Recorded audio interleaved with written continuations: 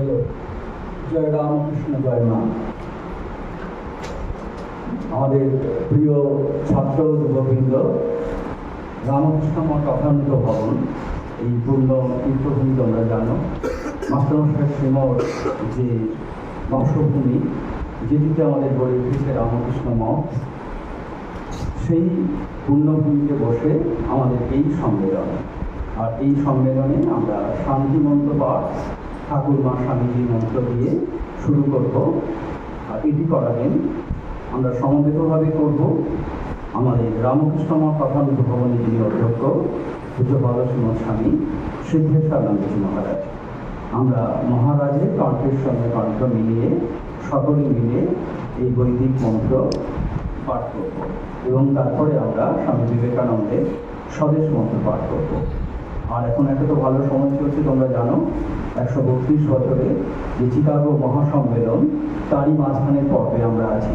11 তারিখে শুরু হয়েছে, 27-এ শেষ হয়েছিল, আজকে 14 তারিখ মহারাজ শুরু করেছেন। सहना भवतु सहनौ भुनक्तु सह वीर्यं करवावहै तेजस्विनावधीतमस्तु मा विद्विषावहै। ॐ शान्ति शान्ति शान्तिः। हरिः ॐ।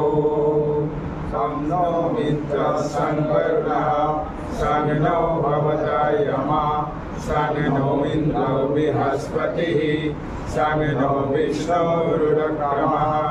नमो ब्रह्मणे नमः शिवाय।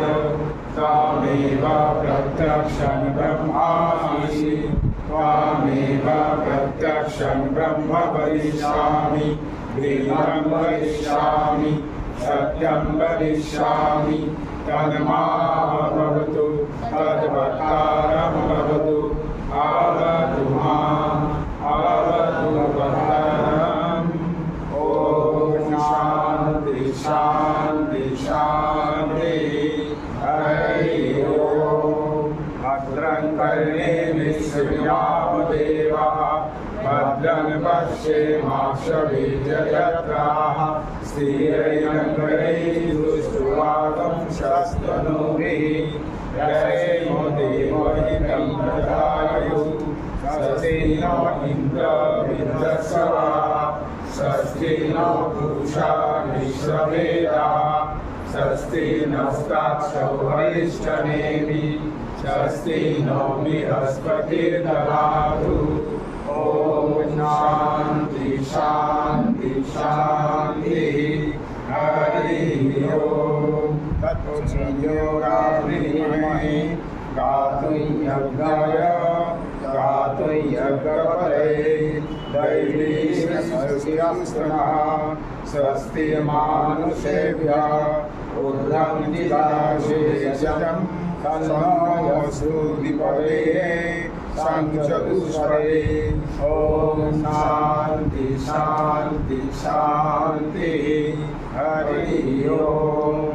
आह्वयन्तु मम भक्तानि बलमिन्द्रियाणि सर्वाणि सर्वं ब्रह्मोपनिषदं माहं ब्रह्म निराकुर्याम् मा ब्रह्म निराकरोत्। अनिराकरणमस्तु निराकरणमेऽस्तु तदात्मनिरन्तरधर्मास्ते मयि सन्तु ते मयि सन्तु। ॐ शान्ति शान्ति शान्तिः। हरिः ॐ। असतो मा समयाय तमसो मा ज्योतिर्गमय मृत्युर्मामृतमय। ॐ पूर्णमदः पूर्णमिदं पूर्णात् पूर्णमुदच्यते पूर्णस्य पूर्णमादाय पूर्णमेवावशिष्यते। ॐ शान्ति शान्ति शान्तिः। हरिः ॐ। तत्सत्। श्रीरामकृष्णाय नमस्तु।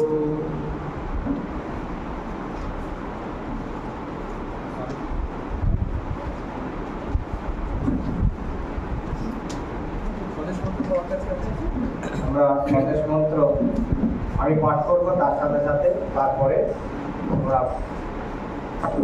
পুনরুচ্চারণ করব। আমরা স্বামীজির মন্ত্র উচ্চারণ করে স্বদেশ মন্ত্র পাঠ। ওম নমঃ শ্রী যতিরাজায় বিবেকানন্দ সুরয়ে সচ্চিৎ সুরস্বরূপায় স্বামীনে তাপহারিণে। স্বামীজির স্বদেশ মন্ত্র। হে ভারত, হে ভারত, এই পরাণবাদ, এই পরাণবাদ, পরাণকরণ, পরাণকরণ, পরমকাপেক্ষা, এই দাসসুলভ দুর্বলতা, এই ঘৃণিত জঘন্য নিষ্ঠুরতা, এই মাত্র সম্বলে, তুমি উচ্চাধিকার লাভ করবে। এই লজ্জাকর কাপুরুষতা সহে তুমি বীরভোগ্যা স্বাধীনতা লাভ করবে।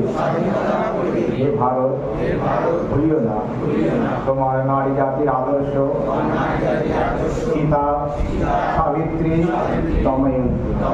ভুলিও না তোমার উপাস্য উমানাথ, সর্বত্যাগী শঙ্কর। ভুলিও না তোমার বিবাহ, তোমার ধন, তোমার জীবন ইন্দ্রিয় সুখের জন্য, নিজের ব্যক্তিগত সুখের জন্য নহে। ভুলিও না তুমি জন্ম হইতেই মায়ের জন্য বলি প্রদান। ভুলিও না তোমার সমাজ সে বিরাট মহামায়ার ছায়া মাত্র। ভুলিও না নিজ জাতি মূর্খ, দরিদ্র, অজ্ঞ, মুচি, মেথর তোমার রক্ত, তোমার ভাই। হে বীর, সাহস অবলম্বন করো, সদর্পে বলো আমি ভারতবাসী। ভারতবাসী আমার ভাই। বড় মূর্খ ভারতবাসী, দরিদ্র ভারতবাসী, ব্রাহ্মণ ভারতবাসী, চণ্ডাল ভারতবাসী আমার ভাই। তুমিও কোটিমাত্র বস্ত্রাবৃত হইয়া সদর্পে ডাকিয়া বলো ভারতবাসী আমার ভাই, ভারতবাসী আমার প্রাণ, ভারতের দেবদেবী আমার ঈশ্বর, ভারতের সমাজ আমার শিশুসজ্জা, আমার যৌবনের ভবন, আমার বার্ধক্যের বারাণসী। বলো ভাই, ভারতের মৃত্তিকা আমার স্বর্গ, ভারতের কল্যাণ আমার কল্যাণ। আর বলো দিন রাত, হে গৌরীনাথ, হে জগদম্বে, আমায় মনুষ্যত্ব দাও। মা, আমার দুর্বলতা কাপুরুষতা দূর করো, আমায় মানুষ করো।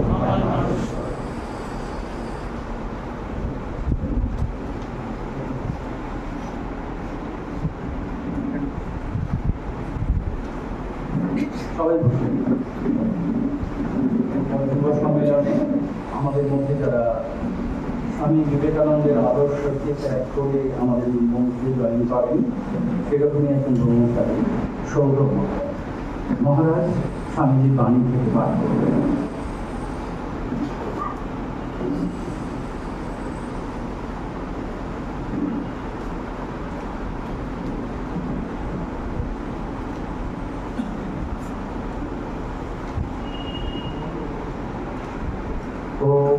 नमस्ते ज्योतिराजाय विवेकानंद सूराय सच्चित् सुखस्वरूपाय स्वामिने तापहारिणे।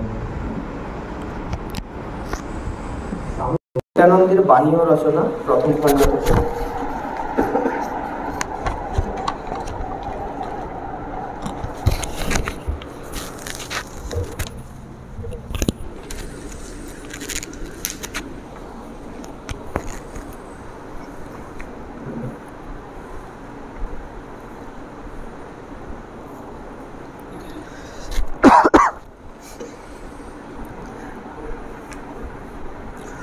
অভ্যর্থনার উত্তর। 1893 11ই সেপ্টেম্বর চিকাগো ধর্ম মহাসভার প্রথম দিবসের অধিবেশনের সভাপতি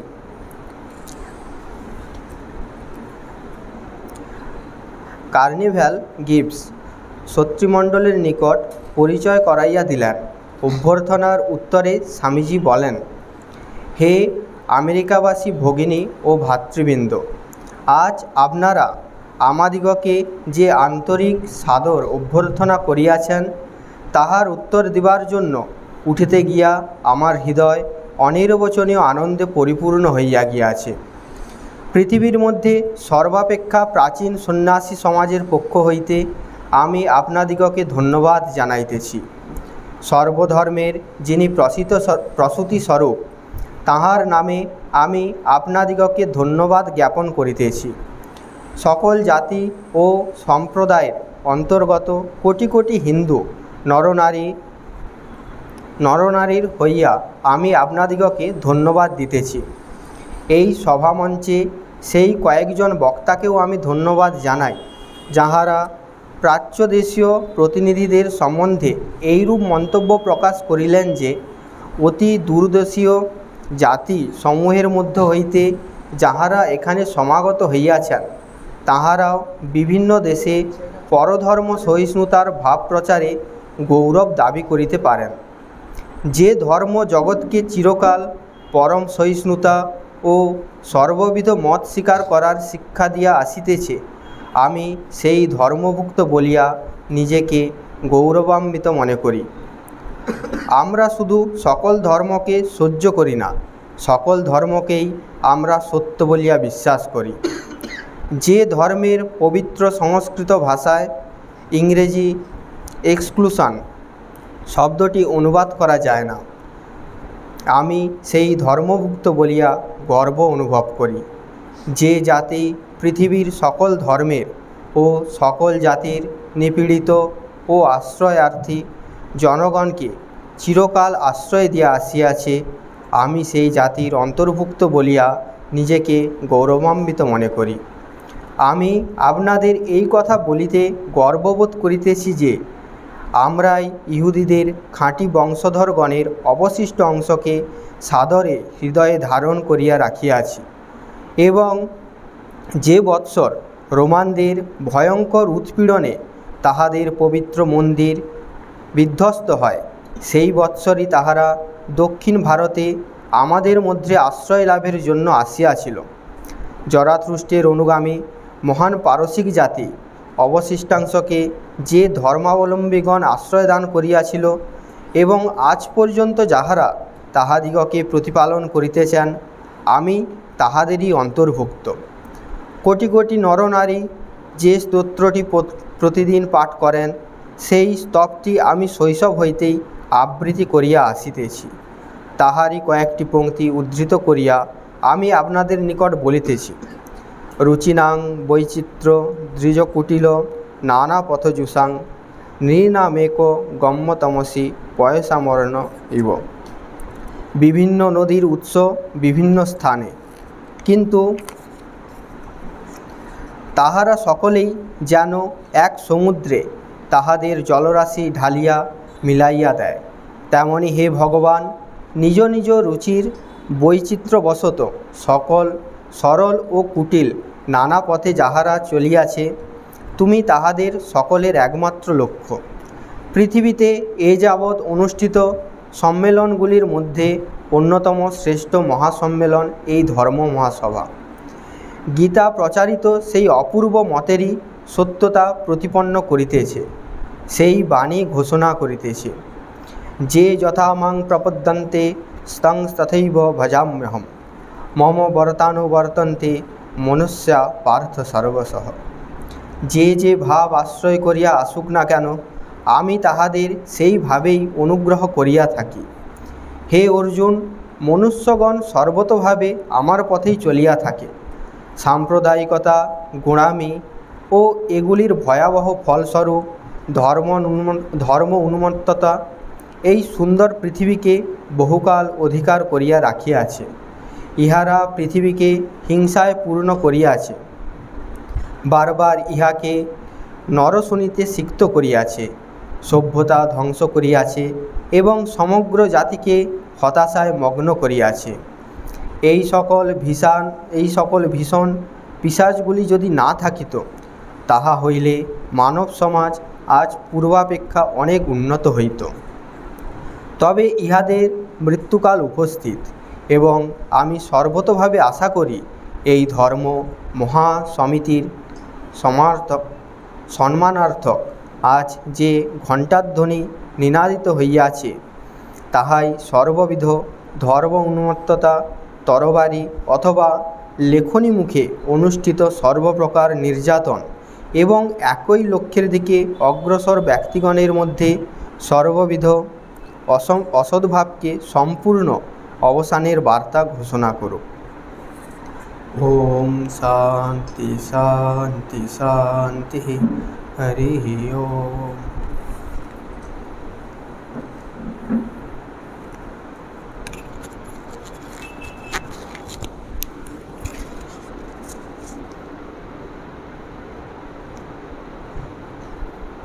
আমরা সকলে মিলে মহারাজকে আমাদের ধন্যবাদ জানাই, কৃতজ্ঞতা জানাই এবং প্রণাম জানাই। তোমরা তো স্টুডেন্ট, প্রণাম জানাবে। আর মহারাজ তো এই যে স্বামীজির 11 সেপ্টেম্বর যে স্পিচটি, সেখানে দুটো কথা তোমরা নিতে পেরেছো। কি বললেন মহারাজ?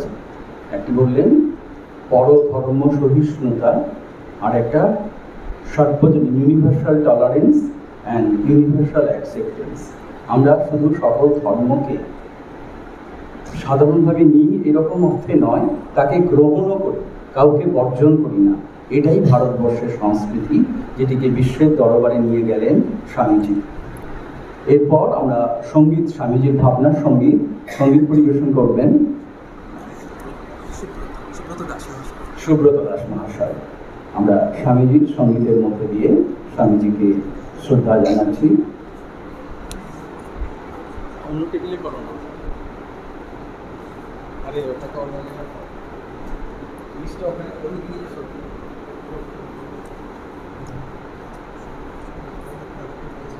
করে দাও উনি করবেন। আর তোমরা প্রস্তুত হও। এরপর মহারাজের যে স্বামীজির ভাবনার ওপর বলবে, তারপর আমরা কিন্তু তোমাদেরও ডাকবো 1 মিনিট 2 মিনিট করে।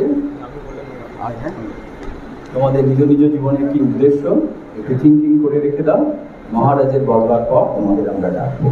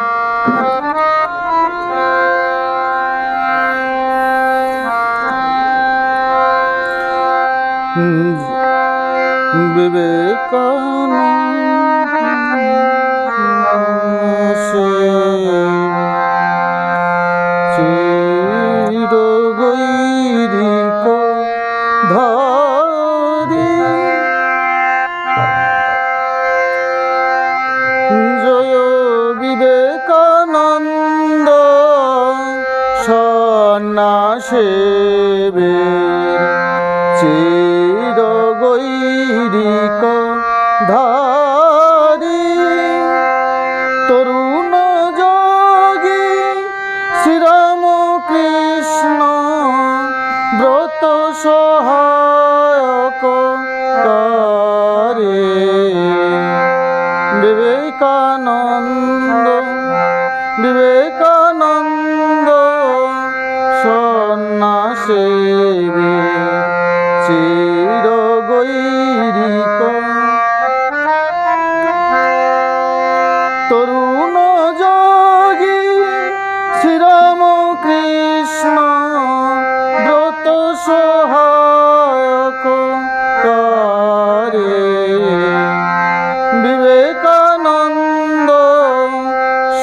সন্ন্যাসেবী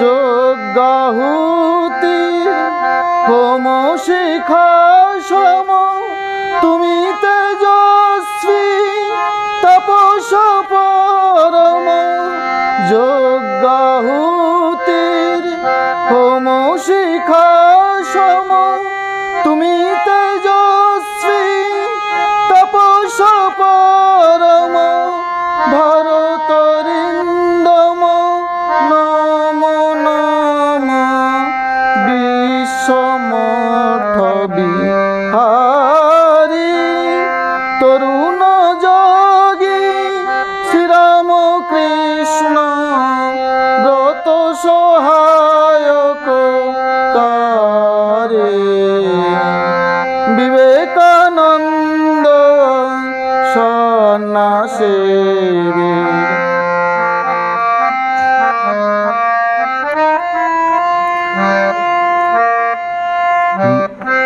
মদগর্বিত বলদর্পীর দেশে মহাভারতের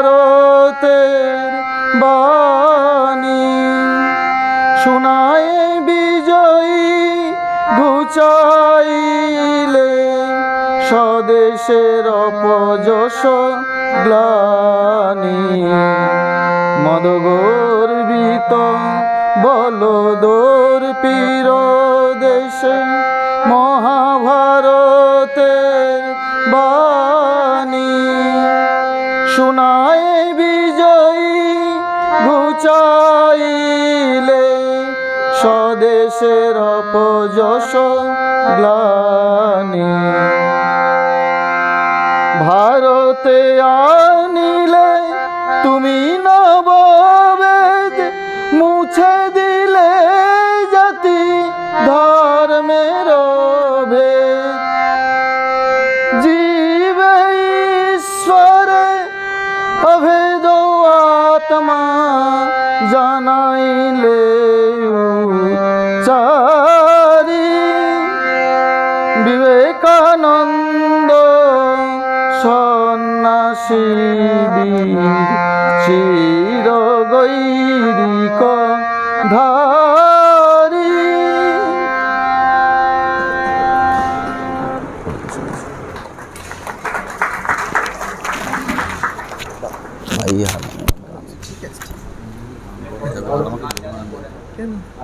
গান জানি একটু ভাবছিলে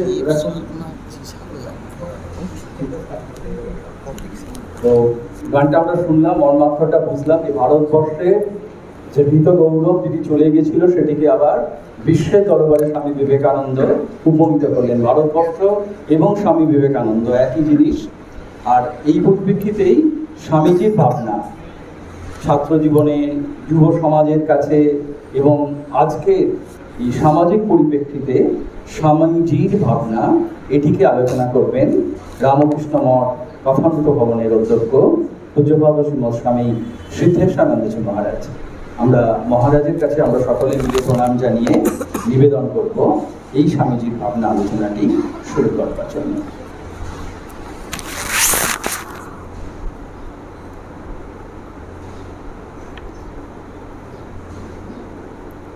ओम नमः श्री ज्योतिराजाय विवेकानंद सूरये सच्चित सुख स्वरूपाय स्वामिने तापहारी।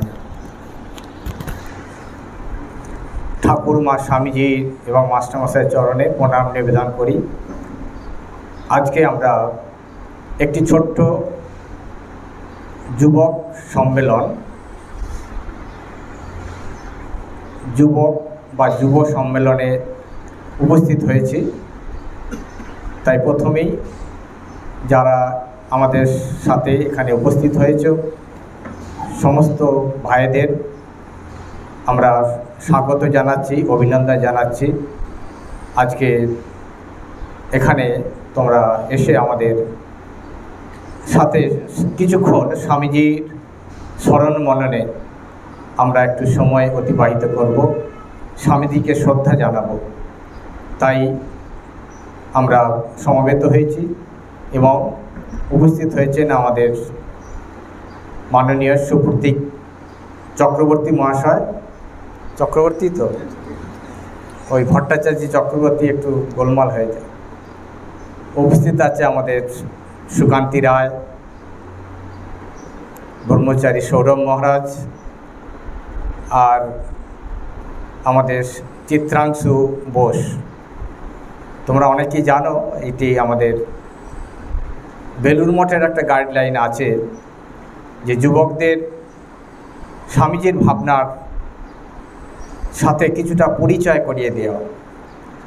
সেই জন্যে একটি যুবক প্রতিনিধি, একটি যুবক যেটি সংগঠন,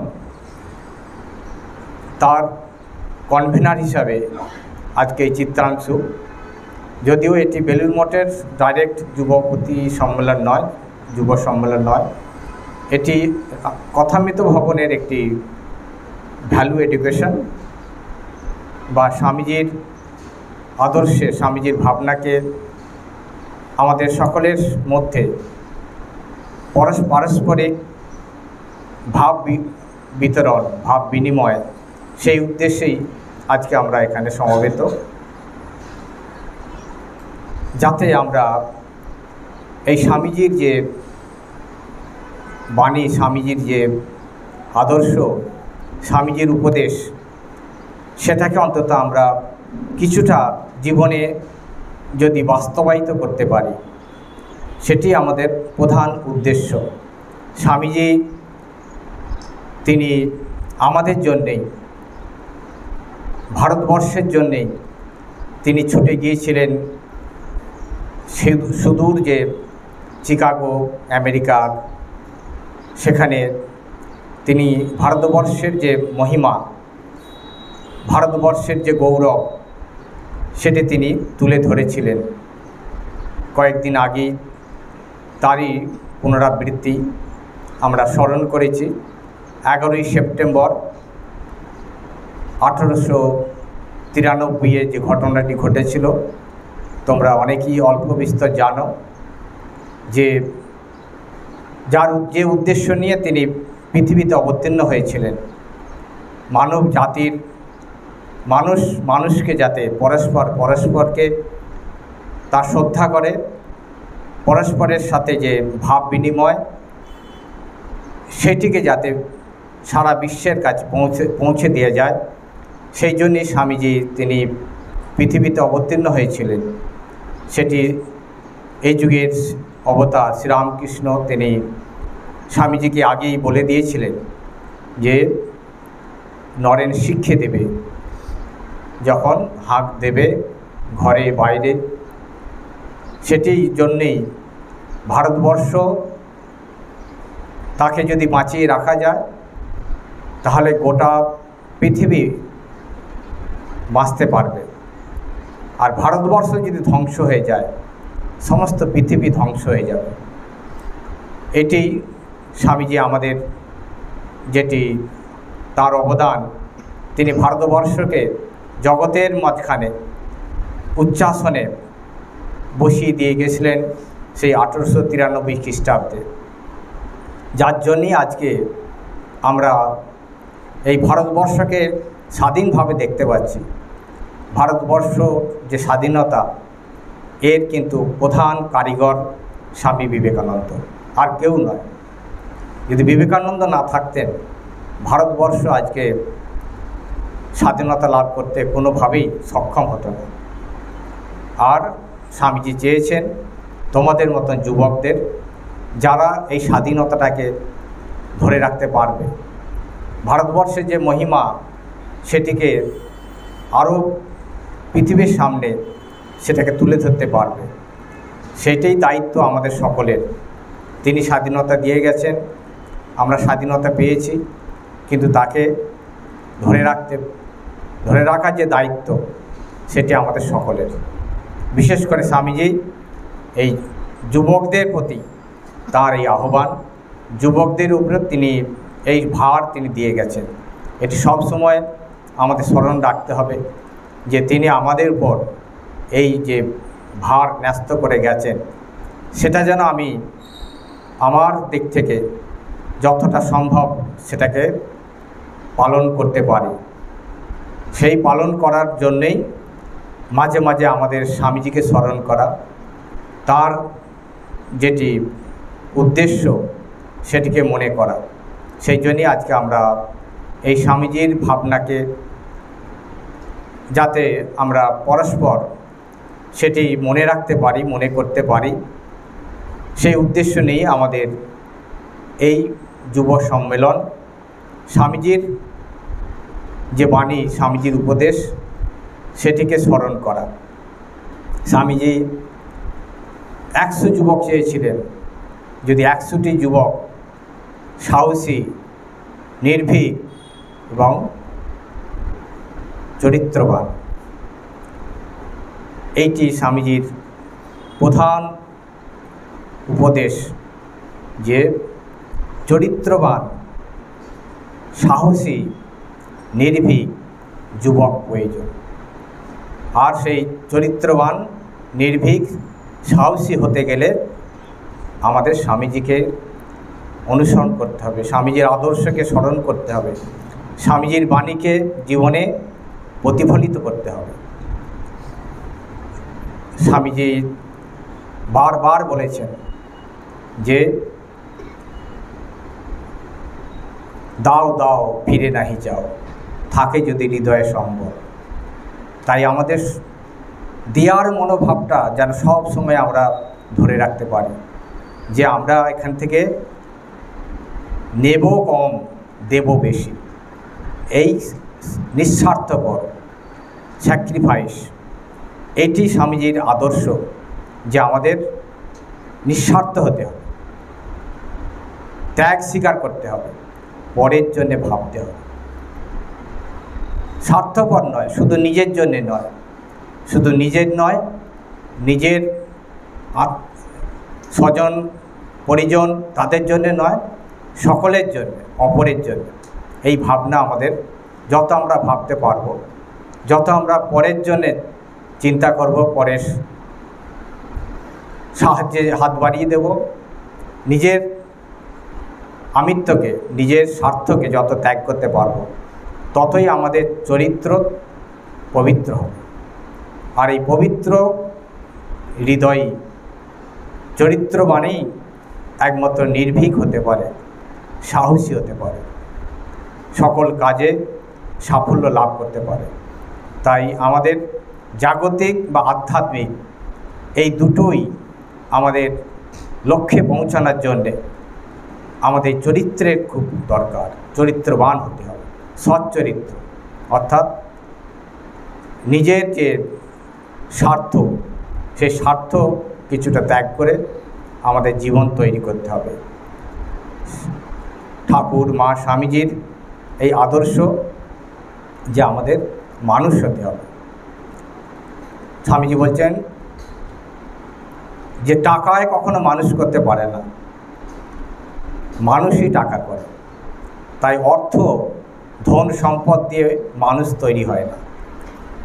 আর মানুষই যদি মানুষ হয়, মনুষ্যত্ব যদি হয়, মনুষ্যত্ব যদি থাকে, তাহলে মানুষ সব কিছু করতে পারবে। তাই তোমাদেরও সেই প্রতিজ্ঞা, সেইভাবেই আমাদের নিজেদের তৈরি করতে হবে, যে আমরা যেন দেশের জন্যে, দশের জন্যে, অপরের জন্যে কিছু করতে পারি। আর বলবে যে সব ত্যাগ করে দিলে আমাদের কি হবে? যত ছাড়বে তত পাবে, সব ছড়ে সব পাবে। না ছাড়লে কিচ্ছু পাবে না, আর যত ছাড়বে তত পাবে। এই যে আমরা সব ছাড়ার চেষ্টা করছি, যত ছাড়তে যাচ্ছি তত বেশি পাচ্ছি। তাই ছাড়ার অভ্যাস যদি করতে পারো, ত্যাগ যত করতে পারবে, তত তোমার অভাব কিছু থাকবে না।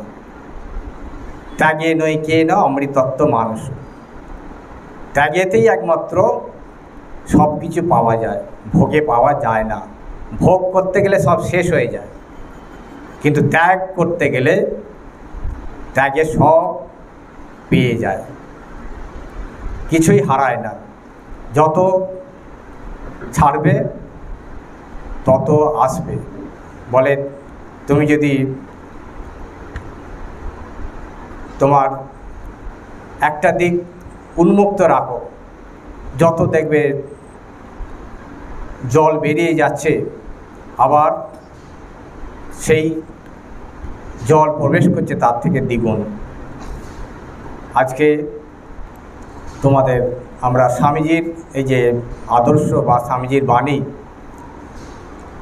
তোমরা স্বামীজিকে কে কীভাবে কতটা ধরার চেষ্টা করছো বা স্বামীজির ভাবে ভাবিত হচ্ছ, সেটা নিজেদের কিছুটা অ্যানালিসিস করা এবং সেটি আমাদের সকলের সামনে একে অপরের যে ভাব বিনিময়, সেটার জন্যই আজকে আমরা এখানে সমবেত হয়েছি। আমাদের তোমরা প্রত্যেকেই যারা যারা পারবে তোমরা কিছু কিছু স্বামীজির কথা আমাদের মধ্যে সকলের মধ্যে শেয়ার করবে, তাতে তুমি যেমন উপকৃত হবে অন্যেরও উপকৃত হবে। আজকে আমি এই সামান্য দু চারটি কথা বললাম, এবার তোমাদের কথা আমরা শোনার জন্যে আগ্রহে রইলাম। নমস্কার। যে মূল ভাবটা বলে দিলেন, আর এটা তো তোমাদেরই অনুষ্ঠান, তাই এই অনুষ্ঠানে আমরা এখানে যারা আছি তোমাদের জন্য হাততালি দিচ্ছি, আর তোমরা প্রত্যেকের জন্য হাততালি দাও। তাহলে কি হবে, আমাদের মধ্যে এই স্পিরিটটা তৈরি হবে। আর কে বলবে সবার আগে? ঋতুরাজ।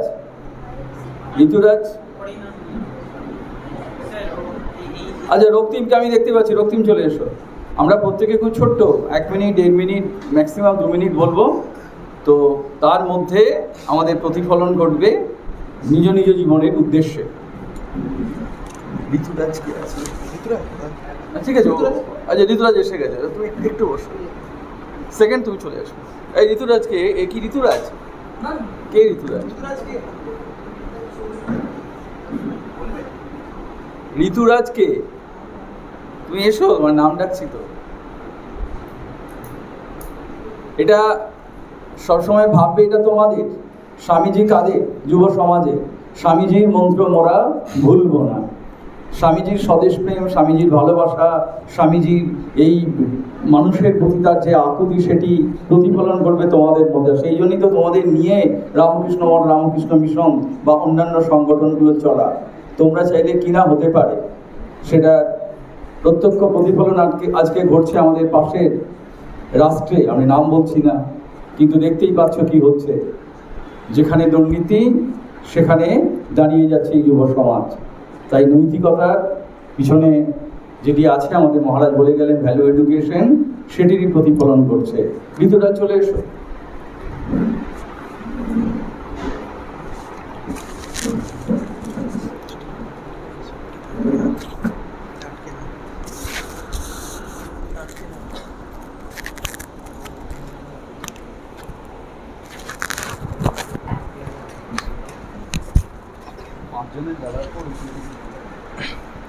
নমস্কার।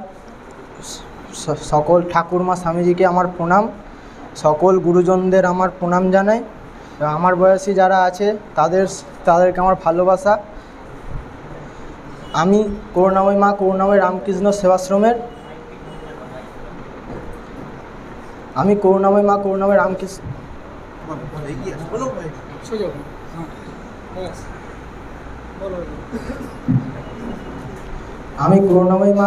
রামকৃষ্ণ সেবাশ্রমের আবাসিক ছাত্র, দ্বাদশ শ্রেণীর। আমি নার্সারি থেকে, এই ছোটোবেলা থেকে আশ্রমে আছি এবং স্বামীজি, ঠাকুরমা স্বামীজির ভাবধারায় ছোটো থেকেই বড় হয়েছি। এখন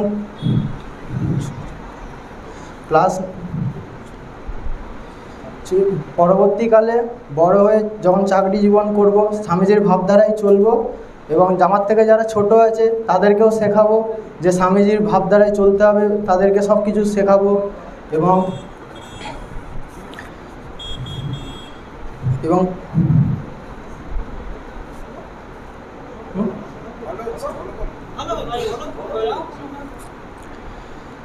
তোমাকে ওরা অ্যাকসেপ্ট করছে, সুতরাং তুমি একদম স্বামীজি মানে কি স্পিড।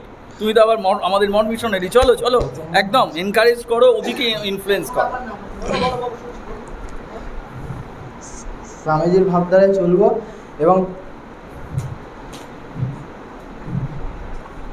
চলো ওর জন্য একটা জোরে হাততালি দাও। ওই যে স্বামীজি এই কথাটা, স্বামী বিবেকানন্দ এই কথাটা উচ্চারণ করেছে, তাতেই স্ফুরণ ঘটে যাবে, তাতেই স্ফুরণ ঘটে যাবে। স্বামী বিবেকানন্দ যদি মুখ দিয়ে বলা হয় তাহলে জানবে সমস্ত শক্তি সেখানে কাজ করবে। তুমি চলে এসো। Thank you. ঋতুরাজের জন্য আরো একবার ধন্যবাদ।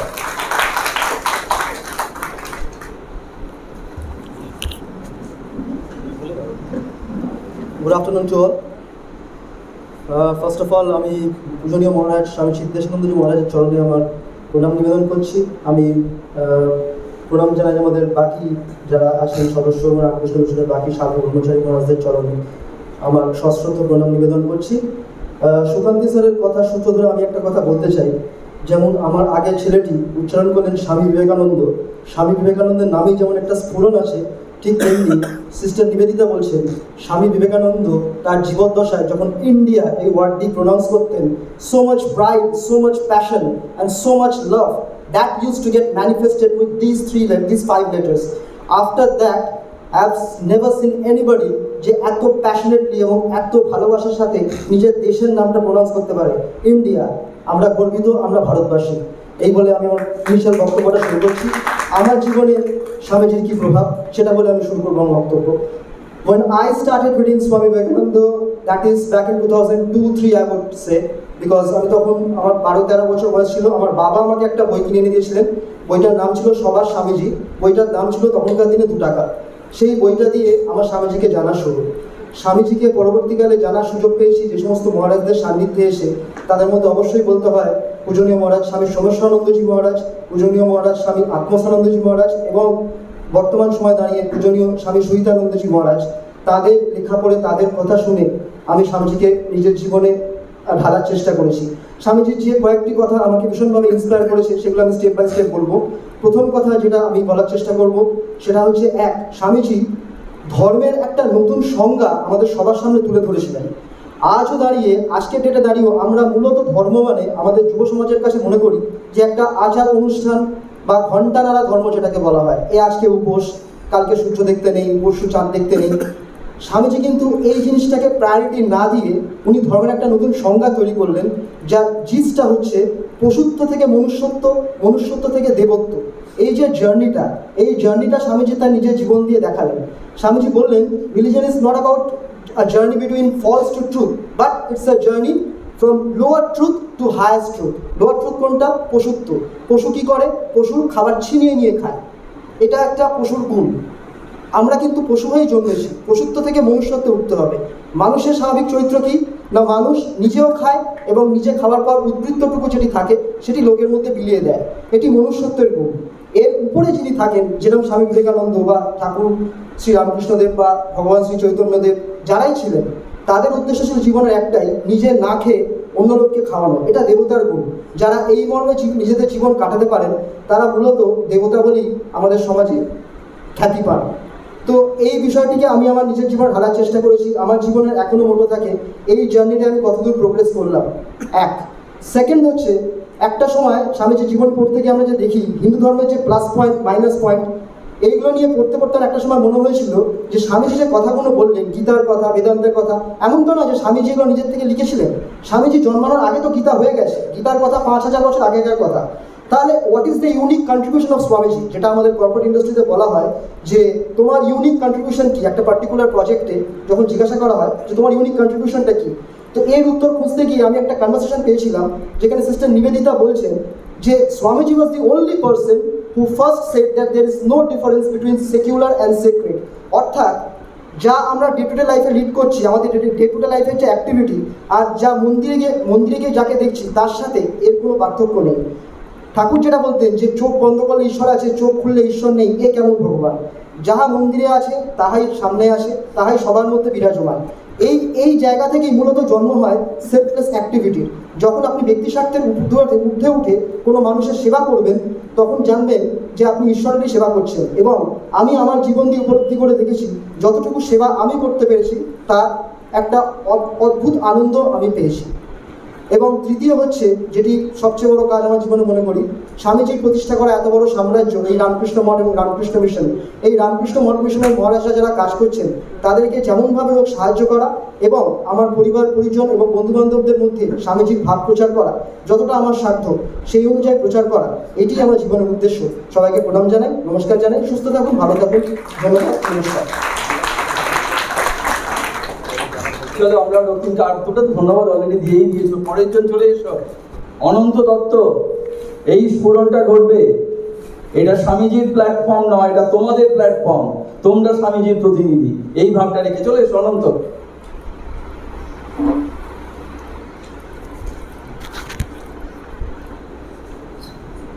জয় ঠাকুরমা স্বামীজি।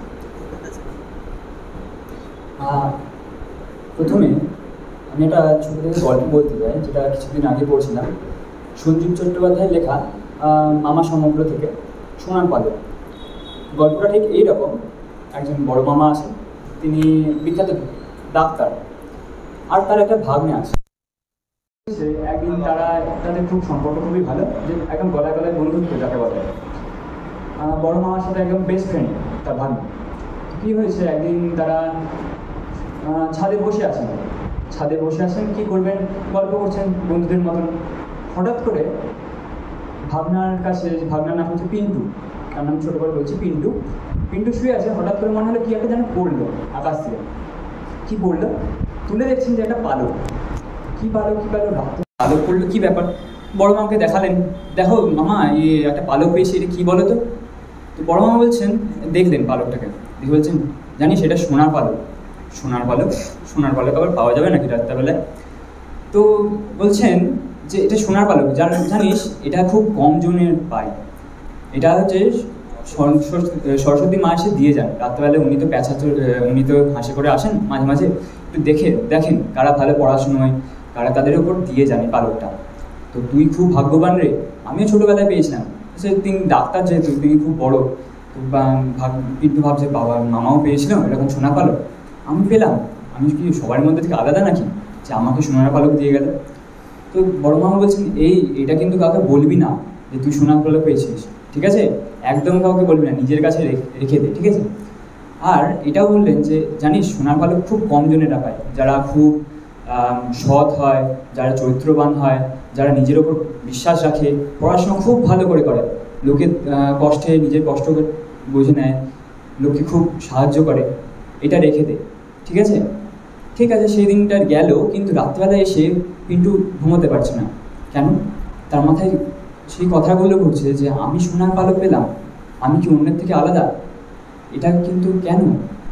আমি কি, আমার সত্যি কথা বলতে হবে অবশ্যই, আমি মিথ্যে কথা বলবো না, পড়াশোনায় খুব ভালো হতে হবে, সবাইকে সাহায্য করতে হবে, এটা তার মাথায় চলতে থাকছে। তো কিছুদিন পর দেখা যাচ্ছে তার নিজের মধ্যে কিছু পরিবর্তন সে লক্ষ্য করছে। আগে সে সাধারণ ছাত্র ছিল, কিন্তু তার মধ্যে এখন সেই বিশ্বাসটা ঢুকে গেছে যে আমাকে ভালো ছাত্র হতে হবে। ভালো ছাত্র হতে হবে না, আমি ভালো ছাত্রই, ঠিক আছে, আমি ভালোই, কারণ আমার কাছে ওই পালকটা এসছে। তো সেই জন্য সে নিজের ওপর সেই বিশ্বাসটা রেখে সে এগাচ্ছে। সে পরে দেখা যাচ্ছে সে পরীক্ষায় খুব ভালো না, খুব নাম্বার পাচ্ছে, সবাই তাকে খুব ভালো পাচ্ছে, সবাইকে সে সাহায্য করছে। কি হচ্ছে, সে তারপর পরে আমরা যখন এই গল্পটা শেষ হচ্ছে, পরে এই গল্পটা এরকমভাবে শেষ হচ্ছে। তো পরে আমি যখন পড়ে ভাবলাম যে জিনিসটা কী হলো, পরে ভাবতে ভাবতে নিজের মধ্যে থেকে বিশ্বাসটা এলো যে এটা মূল কথাটা কিন্তু গল্পের, যে বিশ্বাস, নিজের উপর বিশ্বাস যে তুমি পারছো, এবং একটা ছোট দেখে বিশ্বাস যেটা বড় মামা তার সেই পিন্টুর মধ্যে দিয়ে দিলেন, সেই বিশ্বাসটা সে নিয়ে এগিয়ে যাচ্ছে। একটা ছোট বিশ্বাস যে আমাদের জীবনে কতটা পরিবর্তন আনতে পারে, সেটা কিন্তু আমরা গল্পের মধ্যে থেকে জানতে পারছি। যে আমরা যদি এইভাবে ছোট একটা বিশ্বাস যদি নিই, যে স্বামীজিকে আমরা যদি বিশ্বাস করি, তাকে আদর্শ হিসাবে নিই, তার সকল বাক্য একটা এক মনে বিশ্বাস নিই না, কি হয় দেখাই যাক না। কিছুদিন আমরা একটু ওয়েট করি, দেখি কি করেন স্বামীজির এই যে বিশ্বাসটা, স্বামীজির আদর্শ, স্বামীজির বাণী, এগুলো নিলাম, এগুলো একটুখানি বিশ্বাস করে দেখি না কি হয়। ওই যে দেখতে দেখতে নিজের ওপর যে বিশ্বাস আসবে, ওনাদের ওপর সেই বিশ্বাসটা থেকে আমাদের নিজের মধ্যে কনভার্ট হয়ে যাবে। সেখান থেকে আমরা কোথায় চলে যাবো সেটা আমরা কিছু জানি না। সেটাই, সেই জন্য আমাদেরকে একটু বিশ্বাস আনতে হবে, এবং নিজের ওপর বিশ্বাস করার সাথে সাথে যেন আমরা চারিপাশের বাকিদের সাথেও বিশ্বাস আনতে পারি, যাতে বন্ধু বান্ধব, বাবা মা, গুরুজন, যে করুন, একজন রাস্তা দিয়ে যাচ্ছেন অপরিচিত, তাকেও যেন আমরা সেই সমান বিশ্বাসটা করতে পারি যেমন আমরা নিজেদের পরিজনদের সাথে করতে পারি। এইভাবেই যেন আমরা স্বামীজিকে যেইভাবে বিশ্বাস করব সেই বিশ্বাসটা যেন আমাদের সবাদের মধ্যে থাকে। নমস্কার। এই বিশ্বাসটা নিয়ে পরের জন চলে এসো, মনোদীপ সাহা। মনোদীপ সাহা, আর দেখো বিশ্বাসের কথা বলছিল, পিছনে এটা পড়েছো, all power is within you, you can do anything and everything. তোমাদের প্রত্যেকের মধ্যে এই বিশ্বাসটা থাকবে। মনোদীপ। নমস্কার, আমি মনোদীপ সাহা, আমি বেহালা বিবেক ভারতী ওয়েলফেয়ার সোসাইটি থেকে এসেছি। তো স্যার যেটা বললেন, all power is within you, you can do anything and everything, স্বামীজির এই বক্তব্যটা দিয়ে স্টার্ট করতে চাই। প্রথমেই আমাদের যে মেন বাধা আমার যেটা মনে হয় যুবক হিসেবে, সেটা হচ্ছে ভয়। স্বামীজির ভয় কিভাবে আমরা জয় করতে পারি, স্বামীজির অভিমন্ত্রে আমাদের দীক্ষিত হতে হবে। কিভাবে হতে হবে তার কিছু স্টেপ আমার যা মনে হয়। প্রথম কথা, আমরা প্রত্যেকেই এই যুবক যারা এসছি প্রত্যেকেই কোনো সেন্টার থেকে এসছি, যেমন আমি বেহালা বিবেক ভারতী থেকে এসছি, অন্যান্যরা অন্য জায়গা থেকে এসছে। তো সেখানে এই ভ্যালু এডুকেশন ক্লাস, এইসব ক্লাস হয়ে থাকে, যেখানে আমরা প্রত্যেকেই ওই উপলব্ধি করতে পারি, সেখানে যেতে পারি এবং সেখানে যা যা শেখানো হয় সেগুলো গিয়ে পরবর্তীকালে প্র্যাকটিস করতে পারি। প্র্যাকটিসটা খুব ইম্পর্টেন্ট। আর নেক্সট হচ্ছে ওটা হ্যাবিট করা, যেটা বলছেন অভ্যাস যোগ ঠাকুর। তো সেই অভ্যাস যোগের মাধ্যমে আমাদের প্র্যাকটিসটাকে আরও বাড়িয়ে চলতে হবে, আমাদের উন্নত হতে হবে। তারপরে যেটা স্বামীজির স্বদেশ মন্ত্রে আমরা এক্ষুনি পাঠ করলাম, মা আমাদের মনুষ্যত্ব দাও, আমাদের কাপুরুষতা দুর্বলতা দূর করো। কাপুরুষতা দুর্বলতা দূর করা, নির্ভীক হওয়া যুব সমাজের সবথেকে বড় দরকার, চরিত্রের সবথেকে বড় একটা দৃষ্টিকোণ যে কোনো যুবকদের। তো সেটা আমরা কিভাবে হতে পারবো? প্রথম কথা, স্বামীজি যেটা বলছেন all power is within you, সেটা কিভাবে আমরা উপলব্ধি করব? সেই উপলব্ধি করতে গেলে স্বামীজিকে আমাদের ধ্যান করতে হবে। তোমরা যে দেখছো পেছনে স্বামীজির ছবিটা, ওই ছবিটা সুপ্রদীপ স্যারই একদিন আমাদের শেখাচ্ছিলেন। ওই ছবিতে যদি আমরা ধ্যান করতে পারি, স্বামীজি সেখানে পুরো একদম ফিট থেকে একদম টো টিপ থেকে একদম মুখ অবধি দেখা যাচ্ছে, স্বামীজির চোখ অবধি দেখা যাচ্ছে। সেখান থেকে স্বামীজির যে একটা তেজ বেরোচ্ছে শরীর থেকে, সেই তেজটা আমরা নিতে পারি নিজেদের মধ্যে, সেই পাওয়ারটা আমাদের নিজেদের মধ্যে নিতে পারি এবং আমরা সমস্ত বাধা, সমস্ত এই যে ভয়, কাপুরুষতা, এগুলো আমরা দূর করতে পারি স্বামীজির থেকে। আর দ্বিতীয় হচ্ছে স্বামীজিকে আমাদের প্রত্যেক দিন পড়তে হবে, আরও বেশি করে জানতে হবে। তো আমাদের ডেইলি রুটিনের মধ্যে স্বামীজিকে 10 মিনিট 15 মিনিট যখন যার সময় পাই আমরা প্রত্যেকে যেন সেটা করতে পারি এবং সেটা যেন ডেইলি সেটা করতে পারি, বাদ গেলে চলবে না। তারপরে হচ্ছে স্বামীজি যেটা বলছেন স্বদেশ মন্ত্রে প্রার্থনা, মায়ের কাছে প্রার্থনা জানাচ্ছেন। তো আমাদের প্রার্থনাটাও খুব জরুরি, যে ঠাকুরমা স্বামীজির কাছে আমরা প্রার্থনা যেন ডেইলি করি, যে আমরা আরও ভালো মানুষ হতে পারি, আমরা যাতে আরও ভালো কাজ করতে পারি, যে যাই কাজ করি আরও যেন উন্নত হতে পারি আমরা। আর স্বামী ব্রহ্মানন্দজির কথা বলে শেষ করতে চাই, যে কোনো কাজ আমরা যখন শুরু করছি তখন আমাদের যে ইষ্ট দেবতা, সেটা ঠাকুরমা স্বামীজি হতে পারে, যে যাকে ভালোবাসে, যে দেবতাকে ভালোবাসে, সেই দেবতাকে স্মরণ করে প্রথমে সেই কাজটা শুরু করা উচিত এবং সেই কাজের মাঝখানে কিছু বিরতি নিয়ে তাকে আবার স্মরণ করা উচিত এবং কাজের শেষে যে কাজটা যখন খুব ভালোভাবে সম্পন্ন হলো তাকে কৃতজ্ঞতা জানিয়ে কাজটা শেষ করা উচিত। ধন্যবাদ, এইটুকু বলেই শেষ। আচ্ছা, আমরা কজন শুধু শুনছি নিচ্ছি না? কেউ আছে? আমরা শুনছি এবং নিচ্ছি কজন? হাত তুলুন। ওদের জন্য হাততালি। তার কারণ হচ্ছে এরা প্রত্যেকে শুনছে এবং স্বামীজির ভাবটাকে নিচ্ছে। একজন কিন্তু শুনছেন না। যদি স্বামীজির ভাবটাকে আমরা একটু নিতে পারি তাহলেই কিন্তু কেল্লা হতে। পরের জন অর্ণব পাল। এই যে বলছিলেন না, এদের তোমাদের থেকে তুমি চলে এসো। স্বামীজির, তোমরা স্বামী সর্বপ্রিয়ানন্দ মহারাজের নাম সবাই শোনো তো? ও বলছিল যে ধ্যানের কথা। আমি মহারাজকে জিজ্ঞাসা করেছিলাম অনেক আগে, ওই স্বামীজির বাড়িতে মহারাজ এসেছিলেন, যে মহারাজ কিভাবে ধ্যান করবো? বলো, যদি ঠাকুরকে ধ্যান করতে যান পারবেন না, ভাববেন নরেন্দ্রনাথ ঠাকুরকে ধ্যান করছে। এটা মহারাজ পরে বলে দেবেন এর কারণটা। পরের জন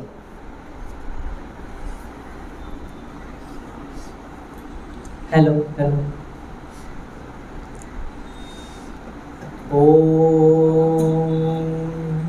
स्थापकाय च धर्मस्य सर्वधर्मस्वरूपिणे अवतारवरिष्ठाय रामकृष्णाय ते नमः। জীবনের উদ্দেশ্য এ সম্পর্কে যদি প্রথমেই বলি তাহলে গল্পটা এভাবে শুরু করলে বোধহয় ভালো হবে। আমার কাছে অ্যান্ড্রয়েড ফোন আছে, আমার পাশের বাড়ির আমারই বন্ধু তার কাছে অ্যাপেলের আইফোন আছে। আমার যদি আইফোন থাকতো তাহলে খুব ভালো হতো। আমার কাছে ল্যাপটপ নেই, আমার বন্ধু যে আমার সাথে আমার কলেজে পড়ে তার কাছে ল্যাপটপ আছে, সে কত সুন্দর ল্যাপটপ চালাতে পারে। আমি স্যারের কাছে প্রজেক্ট জমা দিতে পারিনি, ল্যাপটপ নেই বলে। এটাও আমার দুঃখ হতে পারে। এখানে যখন এসেছি, যখন নিচে বসেছিলাম, তখন অনেক কিছুই ভাবছিলাম। তারপরে কিছুক্ষণ পরে আমরা যারা এখানে এসেছিলাম ছোটরা, তাদেরকে নিয়ে একটা জায়গায় নিয়ে যাওয়া হলো। জায়গাটা এতটাই ছোট যে দরজা দিয়ে ঢোকবার সময় আমার মাথাটা লেগে যাচ্ছিল, আমাকে নিচু হতে হলো। সিঁড়িগুলো অনেকটাই ছোট, ধীরে ধীরে উঠলাম, ওপরে গেলাম। যে হিস্টোরিক্যাল বিল্ডিংয়ে আমি এখন দাঁড়িয়ে আছি, সেখানকার যিনি বাসিন্দা অর্থাৎ যিনি কথামৃত লিখেছেন শ্রী ম, আমি তার ব্যাপারে জানতাম না। যখন আসছিলাম দাদাদের সাথে তখন ওনার ব্যাপারে আলোচনা হলো, শুনলাম। ওনার ঘরটা মানে কতটা ছোট, মানে উনি যেখানে থাকতেন ওনার ঘরের ভেতরে, মানে যতটুকু আমি জানলা দিয়ে দেখলাম, একটা ছোট্ট আলমারি রাখা। আলমারিটা আমার কোমরের হাইটে হবে, সেখানে একটি মাত্র ধুতি আর পাঞ্জাবি ঝুলছে। ওই মানুষটা কথামৃত লিখেছেন, যেটা আমরা যদি দীক্ষা নিই পড়বার জন্য অত্যন্ত জরুরি। দীক্ষা নিলে যে বই পড়তে হয় নিশ্চয়ই তার গুরুত্ব সব থেকে মহান। সেই বইটির রচয়িতা ওইটুকু বাড়িতে বাস করতেন, ওইটুকু ছোট্ট ঘরের মধ্যে। তাহলে কি নেই আমার কাছে? সব কিছুই তো আছে, প্রাণ আছে, হাত আছে, মাথা আছে, সব কিছু আছে। কিছু নেই নেই, সব আছে, নিজের মধ্যে আছে। Everything is within you. তো জীবনের লক্ষ্য কি হওয়া উচিত? জীবনে যতটুকু আছে ততটুকু দিয়ে আমরা এগিয়ে যাব। যেটা নেই সেটাকে অর্জন করব, কিন্তু তার জন্য কোনো দিন আপোস করব না, থেমে থাকব না। স্বামীজির একটি বই স্বামী শিষ্য সংবাদ, সেটি পড়বার সময় তার একটি বাণী আমার খুব স্ট্রাইক করে। বাণীটি হলো, আগেকার যুগে ছিল যারা ধর্মে বিশ্বাস করেন না তারা অধার্মিক, এখন হলো যারা নিজেকে বিশ্বাস করে না তারা হলো অধার্মিক, মানে নাস্তিক। অর্থাৎ নিজের মধ্যেই সেই অসীম শক্তি আছে, অহম ব্রহ্মাস্মি, আমাদের মধ্যেই সেই ব্রহ্মের বাস। আমরা নিজেকে কেন ভুলে যাব? আমাদের যে সমস্ত জিনিসগুলোর প্রতি আকর্ষণ আসে সেগুলোই তো মানুষেরও সৃষ্টি, সেগুলো ছাড়া কি মানুষ বড় হয়নি? জীবনের লক্ষ্য এটাই হওয়া উচিত, উদ্দেশ্য এটাই হওয়া উচিত যে সবসময় আদর্শকে ধরে রাখব, কোনো কিছুর প্রতি আমাদের যেন আকর্ষণ না আসে। যেখানেই আকর্ষণ সেখানেই মন বেঁধে যাবে এবং ওখানেই জীবন স্থগিত হয়ে যাবে। সুতরাং আকর্ষণকে কাটিয়ে এগিয়ে যেতে হবে এবং যেটা লক্ষ্য সেটাই আমাদের চরম লক্ষ্য হওয়া উচিত। যেটা স্বামীজির ভাষায়, arise, awake and stop not till you reach the goal. নমস্কার। এই যে উত্থিষ্ঠত জাগ্রত, উঠে পড়ো। পরের জন চলে এসো। কে আছে? চিরঞ্জিত সামন্ত। চিরঞ্জিত সামন্ত, অতনু দাস, অতনু দাস এসো। আর সৌরজিৎ তুমি চলে এসো তো এখানটায়, তুমি রেডি করো তোমার হারমোনিয়ামটা।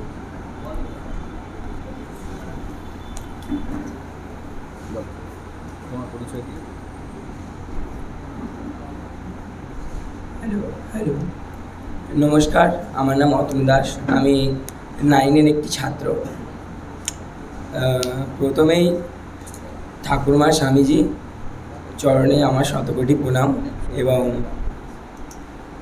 মহারাজ এবং গুরুজন আমার ভাইদেরকে ভালোবাসা জানিয়ে আমি আমার বক্তব্য শুরু করছি। আজ এই যুব সম্মেলন স্বামী বিবেকানন্দের এই মহান ব্যক্তিত্বকে স্মরণ করতে পেয়ে আমি নিজেকে ধন্য মনে করছি। মাত্র 2 মিনিটে তার জীবনের আদর্শ এবং ব্যক্তি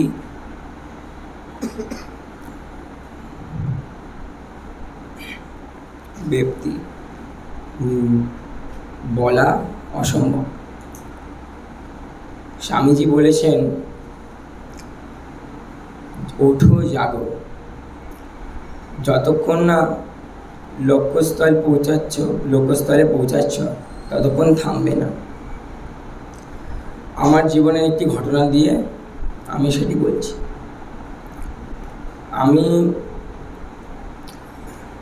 আমার জীবনের লক্ষ্য হলো আমি বড় হয়ে আমার মা বাবা, ভগবান তুল্য মা বাবা, যারা আমাকে ছোট থেকে ভালোবেসে পড়াশোনা করিয়ে বড় করেছে, তাদেরকে আমি বড় হয়ে তাদের প্রতি আমার সেবা করা এবং আমি যেই সংস্থায় পড়ছি সেখান থেকে আমাদেরকে এই শিক্ষা দেয় যে বড় হয়ে যাদের সত্যি সেবার প্রয়োজন তাদেরকে সেবা করা। ধন্যবাদ। ও অপূর্ব বলেছে। একটা কথা লক্ষ্য করেছেন সবাই? পরের জন সৌরজিৎ চলে আসবে। সৌরিত, ওর কথা লক্ষ্য করেছেন কি বলেছেন? ও যেটা বলেছে সেটা বাবা মার সম্বন্ধে, কি ভগবান তুল্য বাবা মা। স্বামীজির মায়ের জন্য কি করেছেন সবাই জানো? মহারাজ অজিত সিংয়ের কাছে হাত পেতেছেন শুধু মায়ের জন্যে। সৌরিত, তুমি চালো। নমস্কার, আমার নাম সৌরিত চৌধুরী, আমি বেহালা বিবেক ভারতী ওয়েলফেয়ার সোসাইটির পক্ষ থেকে এসেছি এখানে। স্যার বললেন কিছুক্ষণ শুরু হওয়ার সময় 11ই সেপ্টেম্বর 132 বছর পূরণ হয়েছে, 132 বছর চলছে আমাদের এটা। তো সেইটার উপলক্ষতেই আমি একটা গান গাইছি আজকে, প্রণবেশ চক্রবর্তীর লেখা, প্রণবেশ চক্রবর্তীর সুরে। 1893 11 সেপ্টেম্বর আমেরিকার শিকাগো শহর, 1893 11 সেপ্টেম্বর আমেরিকার শিকাগো শহর। বিশ্ব মহাসভায় সেদিন ধ্বনিল বজ্রকণ্ঠ, সপ্ত সিন্ধু পেরিয়ে এলো সেই ধ্বনি অনন্ত। বিশ্ব মহাসভায় সেদিন ধ্বনিল বজ্রকণ্ঠ, সপ্ত সিন্ধু পেরিয়ে এলো সেই ধ্বনি অনন্ত। কেঁপে ওঠে হিমালয়, প্রাণে প্রাণে ওঠে ঝড়, কেঁপে ওঠে হিমালয়, প্রাণে প্রাণে ওঠে ঝড়। সেই তো প্রথম পরাধীন দেশে জাগিল গ্রাম শহর, শিকাগো শহর। 1893 11 সেপ্টেম্বর আমেরিকার শিকাগো শহর। ওঠো জাগো এগিয়ে চলো, সন্ন্যাসী দিল ডাক, পরাধীনতার শৃঙ্খলগুলি চুরমার হয়ে যাক। ওঠো জাগো এগিয়ে চলো, সন্ন্যাসী দিল ডাক, পরাধীনতার শৃঙ্খলগুলি চুরমার হয়ে যাক। যৌবনেরই প্রাণ বন্যায় উতাল হলো সাগর, যৌবনেরই প্রাণ বন্যায় উতাল হলো সাগর। বিবেকানন্দ নামের ছোঁয়ায় রক্তিম অম্বর, শিকাগো শহর, শিকাগো নগর। 1893 11 সেপ্টেম্বর আমেরিকার শিকাগো শহর, শিকাগো নগর। ধন্যবাদ।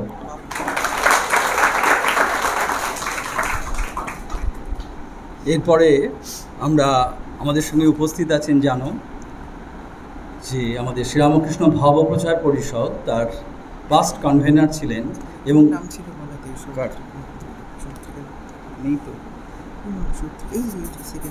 ও সৌত্রিক মজুমদার, এইটা না আগে দেখেছিলাম আসেনি না।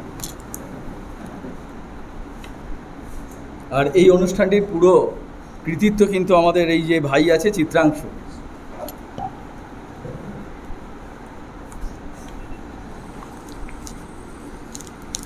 নমস্কার। ওম যথাগ্নির্দাহিকা শক্তি রামকৃষ্ণে স্থিতা ইহা সর্ববিদ্যাং সর্বাং তাং শারদাং প্রণমাম্যহম। একটা ঘটনা দিয়ে শুরু করি, স্বামীজির জীবনের ঘটনা। বেনারসের ঘটনা সবারই এখানে আমাদের জানা আছে। স্বামীজি একটি পথ দিয়ে হেঁটে যাচ্ছেন এবং অনেকগুলো বানরে তাড়া করেছে স্বামীজিকে। ওই মুহূর্তে স্বামীজি দৌড়াচ্ছেন এবং পাশ দিয়ে একজন সাধু বলছেন যে তুমি দৌড়াচ্ছ কেন, তুমি বানরের দিকে ঘুরে দাঁড়াও এবং ওদের দিক করে ছোটো তুমি। এবং স্বামীজি সেই মুহূর্তেই ঘুরে দাঁড়ালেন এবং ওদের দিকে ছুটলেন। সবাই এই চিন্তাধারাটা করবে যে আমাদের জীবনের লড়াই অনেক, এটাই সত্য আসলে, জীবনের লড়াইয়ের জন্য লড়তে গেলে ঘুরে দাঁড়াতে হয়। কিন্তু প্রভাবটা এটাই আমি বলছি যে স্বামীজি কোন পরিস্থিতিতে সেই সাধু বাবাজির কথাটা শুনলেন। আমরা যদি ওইখানে থাকতাম আমরা কিন্তু আমাদের অভিজ্ঞদের কথা বর্তমানে তো শুনতে চাই না। তো সেই অর্থে আমরা কী করতাম, আমরাও ছুটেই যেতাম হয়তো। কিন্তু স্বামীজি ওই মুহূর্তে সিদ্ধান্ত নিলেন এবং ওই মুহূর্তেই ঘুরে তাকালেন। এইটা বর্তমানে শিক্ষা ব্যবস্থায় সবথেকে বেশি প্রয়োজন, অভিজ্ঞদের কথা শোনা। আমাদের যারা যারা অভিজ্ঞতা নিয়ে আছেন, বড়রা যারা আছে, তাদেরকে আমরা কথা শুনতে চাই না, শিক্ষকদেরও কথা শুনতে চাই না। এই একটা সিদ্ধান্তে যুবদের একটা চিন্তাধারা করা উচিত। বর্তমানের অবস্থা তোমরা সবাই জানো, আমাদের পাশের রাজ্যে কী হচ্ছে, রাষ্ট্রে কী হচ্ছে, নেপালদের এখানে একটা কথা উঠেছে জেনজি বলে একটা কথা। এই জেনজি কিন্তু পুরোপুরি টার্গেট করছে আমাদেরকে। তার কারণ আমরাই সেই 1997 থেকে 1912 মধ্যে জন্মেছি। আমরা নাকি আমাদের যে সমাজের এই 2012 মধ্যে জন্মেছি এবং আমরা নাকি এতদিন ধরে সব পরিস্থিতিকে গ্রহণ করেছি। সেই জন্য নাকি আমাদের মধ্যে এত হতাশা, ডিপ্রেশন এসেছে। এটা সত্য। তবে এটাও সত্য যে আমাদের হতাশা, ডিপ্রেশন বা যাই আসুন না কেন, সেটা কাটানোর জন্য স্বামীজিও আমাদের কাছে আছে। স্বামীজির চিন্তাধারা, জ্ঞান, বোধ যা আছে, চৈতন্য যা আছে, তাকে যদি আমরা একটু গ্রহণ করতে পারি, তার আত্মবিশ্বাসটাকে যদি একটু গ্রহণ করতে পারি, তাহলে আমাদের সেই ক্ষমতা আছে যে আমরা সব কিছুকে কাটিয়ে উঠব। স্বামীজি একটা কথা তো বলতেন, পৃথিবীতে শিক্ষা দিয়ে সব কিছুকেই জয় করা যায়। পৃথিবীর কোনো দুঃখ নেই যেটা শিক্ষা দিয়ে জয় করা যায় না, এটাও সত্য। আর আসি ভারতীয় আদর্শ এবং চিন্তা চেতনার একটা কথা বলতে গেলে স্বার্থত্যাগের একটা কথা বলছি। বর্তমানে শিক্ষা ব্যবস্থায় শিক্ষকদের উপরে নানান ধরনের অত্যাচার প্রায় দেখা যায়। সেখানে আমি একটা কথা বলি, রাজা কৃষ্ণচন্দ্রের রাজপণ্ডিতের কথা আমি একটু বলছি। রাজা কৃষ্ণচন্দ্রের রাজপণ্ডিত যিনি ছিলেন, তার পত্নী একদিন তাকে বলছেন বাড়িতে কোনো খাবার নেই, কি খাওয়া যায় বাবাতে? বলছে তুমি দেখো যা কিছু একটা রান্না করো, আমি আসছি স্নান করে।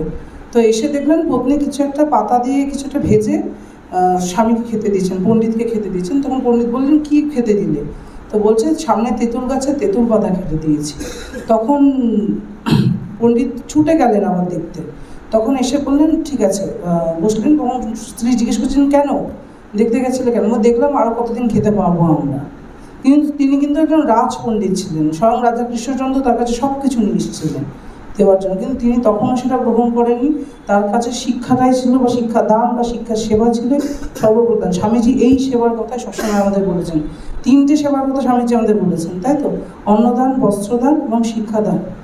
অন্ন এবং বস্ত্র যোগানো হলে শিক্ষা আসবে, শিক্ষা আসলে আমাদের মাথার উপর ছাদ এমনি এসে যাবে, এই চিন্তা। আচ্ছা, ধর্মের প্রসঙ্গ যদি আসে, প্রাচীন বৌদ্ধতন্ত্রে আমাদের আছে সহজাত মানাং ইয়াদুৎপানাং সহজাং তৎপ্রকৃতাং, অর্থাৎ আমরা যা নিয়ে জন্মগ্রহণ করেছি সেই দেহই হলো একমাত্র আমাদের সাধ্যের বস্তু বা সাধনার বস্তু হবে।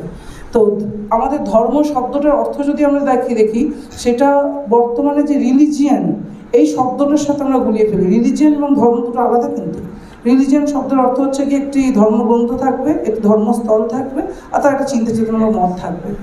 ধৃ হচ্ছে গিয়ে ধাতু, ধৃ ধাতু থেকে যেটা হচ্ছে ধারণ শব্দ, ধারণ করার ধৃ ধাতু, এবং অনট প্রত্যয় যোগ হচ্ছে এবং দুটো মিলিত হয়ে ধর্ম শব্দ তৈরি হচ্ছে। এর অর্থ হচ্ছে যা আমরা ধারণ করে আছি। দেখো সেই সহজ সহজা এবং ধারণ করা, সেই ধর্মের প্রসঙ্গ। অর্থাৎ আমরা ধারণ করে আছি মানব শরীর, তাই আমাদের মানবতাই হবে আমাদের কাছে মূল ধর্ম, মানুষের সেবা এবং জীবের সেবাই হবে মূল ধর্ম। স্বামীজিও সেই কথা আমাদের বলছেন। ভারতবর্ষের মানুষের চিন্তা চেতনা এখন পরকে একটু বেশি দোষ দেওয়ার মতো হয়ে দাঁড়িয়েছে, বিশেষত বাঙালিদের তো আছেই আমাদের।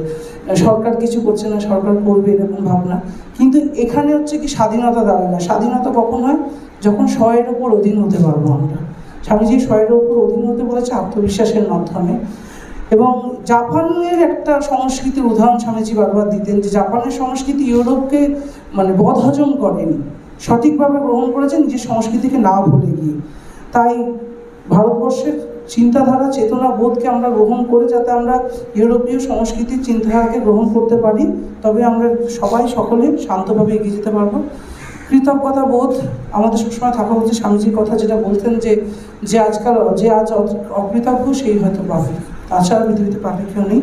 আর মায়ের একটা কথা খুব বারবার মনে হয়, মায়ের কাছে যারা দীক্ষা নিতে আসতেন প্রণামের পর মায়ের পা ব্যথা করতেন খুব। তো মা বলছেন যে মহারাজরা বলছেন আপনাকে আর দীক্ষা দিতে হবে না, যে আপনি আর দীক্ষা দেবেন না। তখন মায়ের একটা কথা, মা বলছেন যে ঠাকুর কি এবারে শুধু রসগোল্লাই খেতে এসেছেন? সেই সময় দাঁড়িয়ে একজন মা আমাদের বলছেন যে তিনিও কতটা কর্মরত, একজন অদ্বৈত জ্ঞান আঁচলে বেঁধে সংসার করা, সেটাও তিনি আমাদের দেখিয়েছেন। সংসারে থেকে কিভাবে সেবাকর্ম জেনে দিতে হয়। শ্রী শ্রী মায়ের কথা তোমরা যদি বইটা পড়াও খুব ভালো হয় তাতে। এবং শারদানন্দজি মহারাজের একটা সেবার কথা বলি। শারদানন্দজি মহারাজের কাছে বাগবাজারের যারা দিন দুঃখিনী মানুষ থাকতেন, তারা সবাই তাদের সারাদিনের উপার্জন ভিক্ষা করে উপার্জন করা পয়সা রাখতে আসতেন। কতটা বিশ্বাস তাদের মহারাজের প্রতি। এবং মহারাজ ওই লীলা প্রসঙ্গ লেখার সাথে সাথে উদ্বোধনের সব কাজ করার সাথে সাথে উনি করছেন কি, ওই প্রত্যেকের পয়সা রাখছেন এবং তাদের নাম লিখছেন, সে গিয়ে কত টাকা নিয়ে যাচ্ছে সেটাও লিখছেন, এবং তার একটা আলাদা খাতা মেনটেন করতেন মহারাজ। এইখানে দাঁড়িয়ে আমাদের তাদের কাছে শেখার জায়গা এখানে, যে তারা কত কাজ করে সেবার কাজ চালিয়ে যেতেন। আমাদেরও বোধ এটাই আসা উচিত যাতে আমরা মানুষও হতে পারি এবং মানুষের সেবায় লাগতে পারি। জরাথুষ্ট্রর কথা স্যার বলেছিলেন, মহারাজ বলছিলেন জরাথুষ্ট্রের একটা নিয়ম আছে যে মৃত্যুর পরও যেন দেহ তোমাদের কাজে লাগে। তাই ওরা কি করে, মৃত্যুর পর ওদের দেহটাকে টিলার উপরে শুয়ে দেয় যাতে শকুনে চিলে খায়। তো সেই জীবন যেন হয় আমাদের, এটাই আমি বলবো। জয় মা, জয় মা।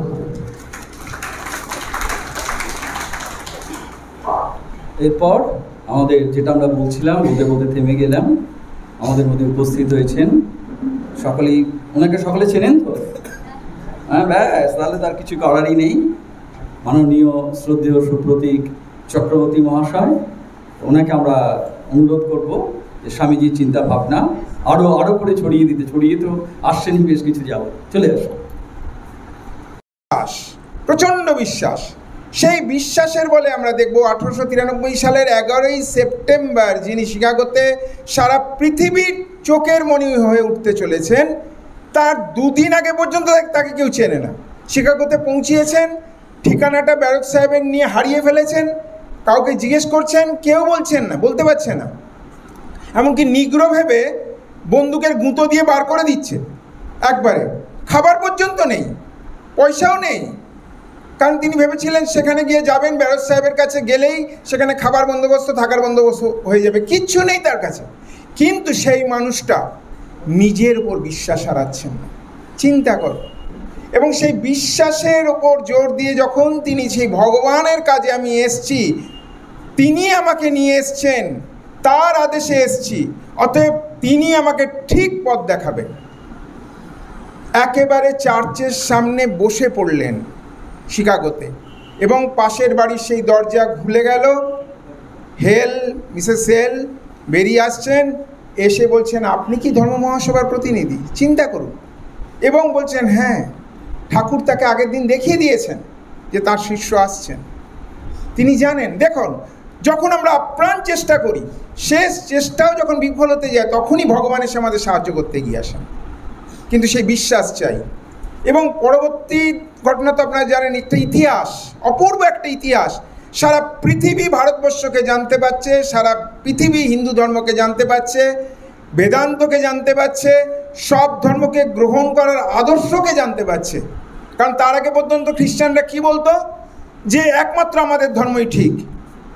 যে ক্যান্টারবারি থেকে বিশপের আসার কথা ছিল, তিনি এলেন না ধর্ম মহাসভায়, কারণ অন্য ধর্মের লোকেদের সাথে আমাকে বসতে বলবে। ছি ছি, খ্রিস্টান কখনো অন্য ধর্মের সাথে বসতে পারে? আমাদের এত হেয় করা হচ্ছে। আমরা সবার শ্রেষ্ঠ, আমরা বা ধর্ম মহাসভা কী হতে পারে? অন্য ধর্মের কথা আমরা কি শুনবো? সবাই আমাদের কথা শুনবে, আমরাই শ্রেষ্ঠ ধর্ম। এই যে দেশ, সেই আমেরিকা, মনে রাখবেন তাদের ধর্ম হচ্ছে আমাদের মতো সেকুলার কান্ট্রি নয়, খ্রিস্টান ধর্মের দেশ। সেই দেশ বাইবেল ছুঁয়ে সেখানকার প্রেসিডেন্ট শপথ গ্রহণ করেন। কিন্তু সেই দেশে দাঁড়িয়ে, শিকাগোতে দাঁড়িয়ে ভারতবর্ষকে কী মনে করতো তারা? অশিক্ষার দেশ। এখানে সব একবারে আগুনে পুড়িয়ে মেয়েদের মেরে ফেলে, বাচ্চাদের জলে ভাসিয়ে দেয়। হ্যাঁ, এইরকম একটা ভয়ঙ্কর বিচ্ছিরি দেশ। এদের দেশে সব পাদ্রী, ধর্মযাজকরা আসতো। সেই দেশের একজন মানুষ শিকাগোতে দাঁড়াচ্ছেন, এবং ওই তো মহারাজ এক্ষুনি বললেন, দেখতে পেয়েছেন কতক্ষণ বক্তৃতা? ওই যে মহারাজ প্রথমে পাঠ করলেন, মনে হয় 3 থেকে 3.5 মিনিট মহারাজ পাঠ করেছে। ওই একটি বক্তৃতা, ওটাই প্রথম দিনের বক্তৃতা। ওই সব ধর্ম সত্য সেখানে ঘোষণা করলেন। ভারতবর্ষের মূল কথা, ঠাকুরের সেই যত মত তত পথ, তাকে তুলে ধরলেন পৃথিবীর সামনে। এবং মানুষ অবাক, ছুটে ছুটে তাকে ছুঁতে আসছেন। এমন একটা ধর্ম থাকতে পারে, সবাইকে গ্রহণ করার ধর্ম থাকতে পারে, মানবতার একটা ধর্ম থাকতে পারে। এত 5000 বছরের পুরনো একটা ধর্ম এইরকম মানবতা বোধের কথা বলছে। তারা স্বামীজিকে একবারে পাগলের মতো ভালোবেসে ফেলল, যে মানুষটাকে একদিন আগেও কেউ চিনত না। চিন্তা করো কীরকম পরিবর্তন। ভারতবর্ষের মানুষ জেগে উঠল। ভারতবর্ষের মানুষ বুঝতে পারছে যে আমাদের মধ্যে ক্ষমতা আছে। আমাদের একজন মানুষকে সারা পৃথিবী কীরকম সম্মান করছে, মানে আমাদের জ্ঞান, আমাদের শাস্ত্র, আমাদের ধর্ম কত উন্নত। ভারতবর্ষ জেগে উঠল। তার ফলে স্বাধীনতা আন্দোলন শুরু হলো, কিন্তু ভারতবর্ষের জেগে ওঠা শুরু হলো, আর বিশ্বও জেগে উঠতে আরম্ভ করলো।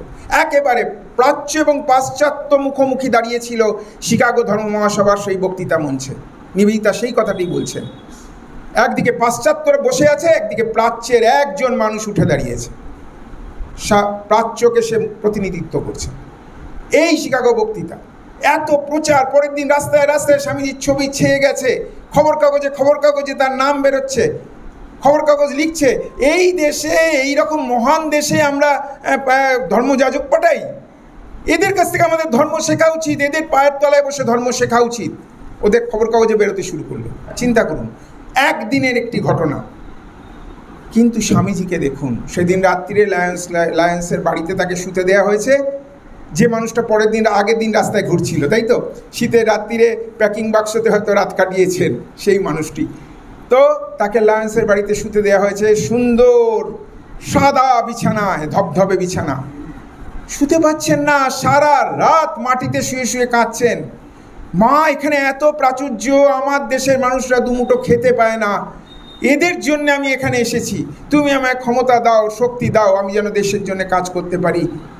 চিন্তা করুন, যার নামে সারা পৃথিবী জেগে উঠল, যার ছবিতে রাস্তায় রাস্তায় ছেয়ে ফেললো, খবর কাগজে তার লেখা বেরোচ্ছে, তিনি আমাদের দেশের জন্য কাঁদছেন। আমাদের স্বামীজিকেই ভালোবাসতে হবে, স্বামীজির কথা চিন্তা করতে হবে, দেশকে ভালোবাসতে হবে, আর নিজেদের মধ্যে আত্মবিশ্বাস নিয়ে আসতে হবে। খুব ভালো লাগছে আজকের এই অনুষ্ঠানে এসে, কারণ তোমাদের মধ্যে সেই আত্মবিশ্বাস জেগে উঠছে। তোমরা পারো স্বামীজির কাজ করতে, আমাদের দেশেরকে জাগাতে। দেশের আরও অনেক কাজ বাকি। স্বাধীনতা লাভ করেছি আমরা রাজনৈতিক, তো মানুষের জন্য এখনও অনেক কাজ বাকি। তোমরাই করতে পারবে স্বামীজিকে ধরে। স্বামীজির কাছে এই প্রার্থনা করে আমার বক্তব্য শেষ করছি। জয় কৃষ্ণ। এটা ঠিক কথা জান, তোমাদের দেখে আমাদেরও না, মানে ভাবছি যে আমরা তোমাদের মতো এত ছোটোবেলায় আসেনি কেন। তুমি চলে এসো না, আমি পরের শেষে একদম ধন্যবাদ দিয়ে দিচ্ছি। এবার আমাদের মধ্যে সবাই জানো তোমরা নিয়ে এসেছো তোমাদের লিডার। লিডারের জন্য আগে একবার হাততালি।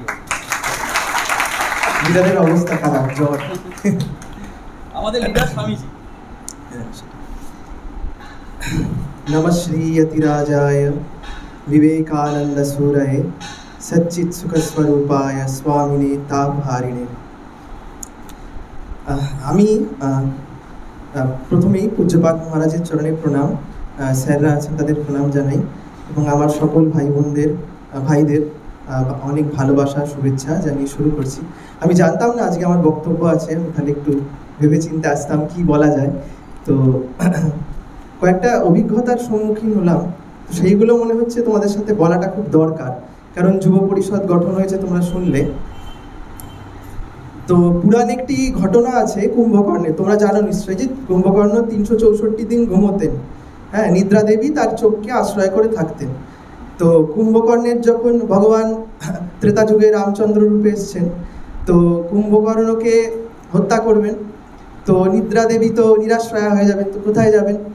তো কেউ তাকে বলল যে তুমি ভগবান খুব কৃপালু, তার গিয়ে শরণ নাও, তোমাকেও তিনি নিরাশ্রয় করবেন না।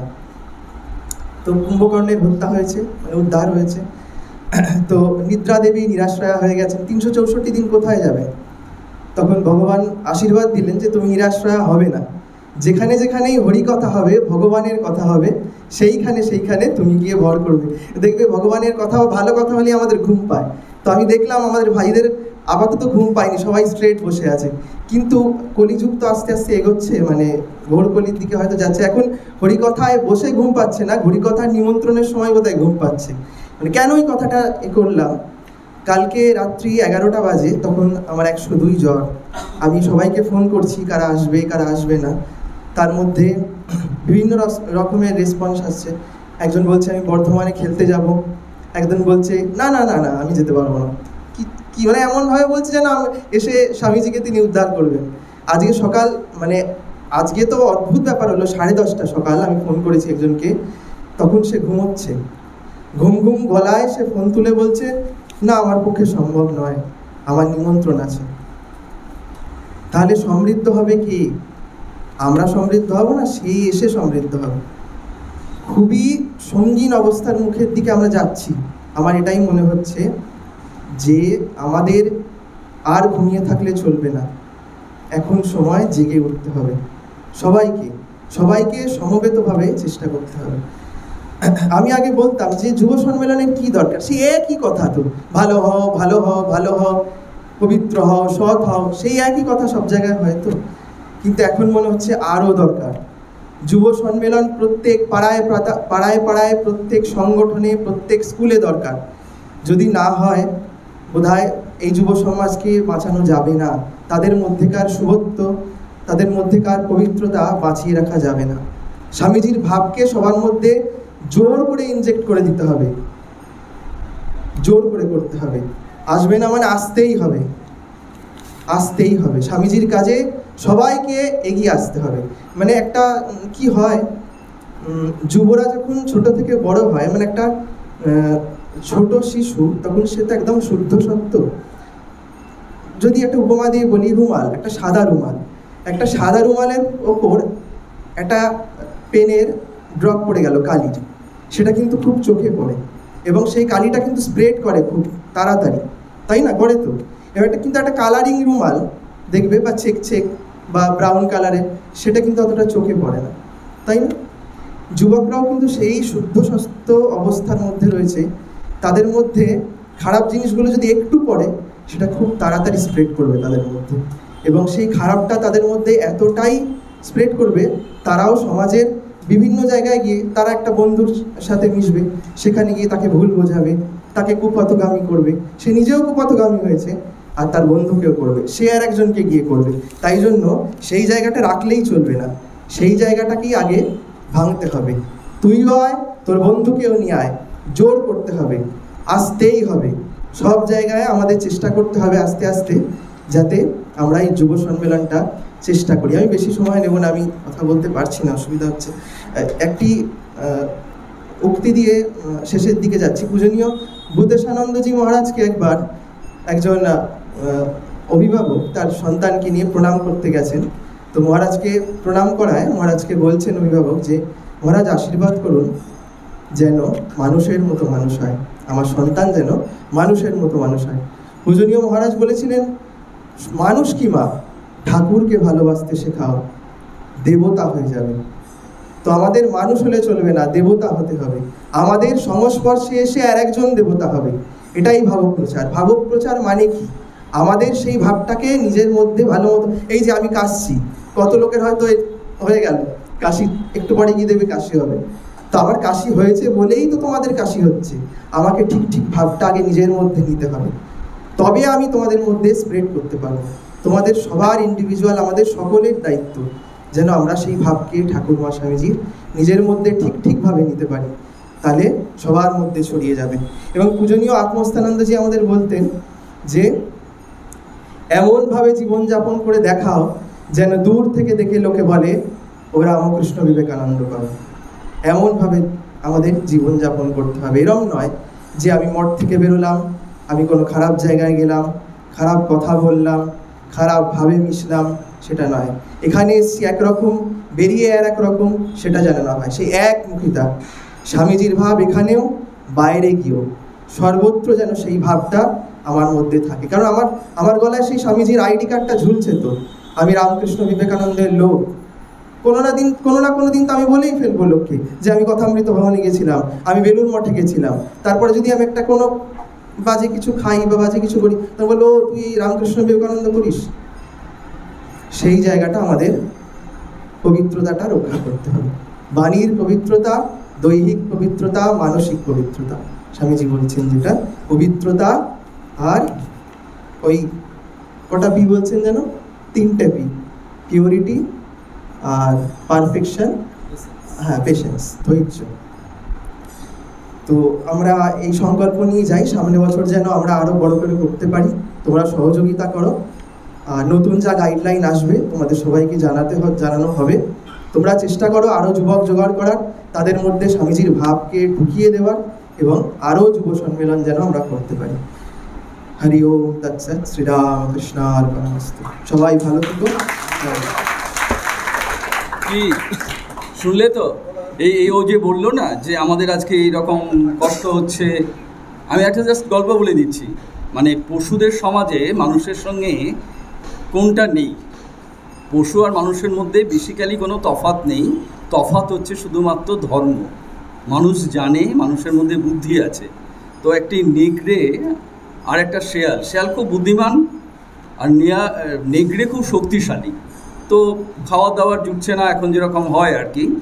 তো তখন বুদ্ধিমান শেয়াল ফোন দিয়ে আটলো, নেকড়েকে দিয়ে কাজগুলো করিয়ে নিল। করিয়ে নেওয়ার পর ভালোই চলছে এদের। এটা চলতে চলতে একদিন ওই নেকড়েটা বলল শেয়ালটাকে যে শেয়াল, তুমি এত পণ্ডিত, এত তোমার বুদ্ধি, তুমি তো মানুষের সমাজে যাবে। ভাবলো খুব খুশি হবে। প্রচণ্ড রেগে গেল, বললো তোমার লজ্জা করে না ওই মানুষ কথাটা বলবার জন্যে? ওদের মধ্যে তো পশুত্বের থেকেও আজকে চরম প্রবৃত্তি তৈরি হয়ে যাচ্ছে। লোভ, কামনা এইগুলো এত খেয়ে নিচ্ছে। মানে একটা পশু গল্প বলছে সে তার নেকড়েকে। সেই জন্যে আমাদের একজন মহারাজ লিখেছেন, এই যে ম্যান, ঠাকুর কি বলছেন, মান আর হুঁশ। ম্যান হচ্ছে MAN। এম কি বলছেন তিনি, যে তোমার মরালিটি, তোমার নৈতিকতা। এ কি, তোমার অ্যাবিলিটি। আর এনটা কি, তোমার নোবিলিটি, তোমার মহত্ব। আমরা এইটুকু বুঝতে পারছি যারা এখানে এসেছেন, এরা প্রত্যেকের মধ্যেই এই মানুষ হয়ে ওঠার সংকল্প আছে। তা না হলে এই মাস্টারমশাই, যিনি ছেলে ধরা মাস্টারমশাই, মা একদিন বাগবাজারে আছেন, একজন ভক্ত মাকে প্রণাম করতে গেছেন, মাস্টারমশাই নিচে বলছেন মাস্টারমশাইকে প্রণাম করে এসেছো? তিনি বলছেন আমি জানি না। বলে আরে মহাপুরুষ তো উনি, ওনাকে আগে প্রণাম করবে। তো মাস্টারমশাইয়ের বাড়িতে আমরা এই যুব সম্মেলন করতে পারলাম, এবং রামকৃষ্ণ শরণম, যিনি আমাদের জীবনের ধ্রুবতারা, তাকে দিয়েই আমরা শেষ করব আজকে সঙ্গীত পরিবেশন করে। ও চলে আসুন। তারপরে আমরা সমবেত সঙ্গীত দিয়ে শেষ করব। কি নাম? আপনি বলুন আপনার নাম।